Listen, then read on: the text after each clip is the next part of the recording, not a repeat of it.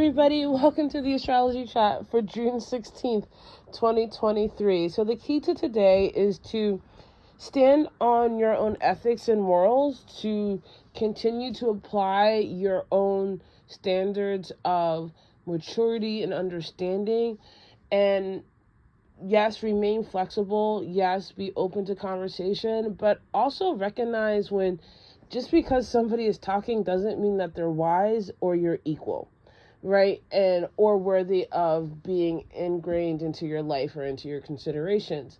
And I say this because we have the moon in Gemini. The moon in Gemini is preparing to go into that new moon energy where there is going to continue to be a conflict of understanding. And we're being called to, with this moon in Gemini, considering our conversations, our ideas, our logic, our connections, our relationships with brothers and sisters by blood, by energy, and by consideration. And this moon in Gemini is squaring Saturn in Pisces. And so this is a very interesting energy where whenever the moon squares Saturn, you're going to see where people have achieved maturity or not. You're going to see where you need to have more maturity or responsibility or a sense of longevity in your actions and in your standards. And this isn't necessarily a bad thing. You do have to be careful of not being so rigid that you don't learn, but also you need to learn how to not be so porous that anybody and anything can dictate what's happening in your life.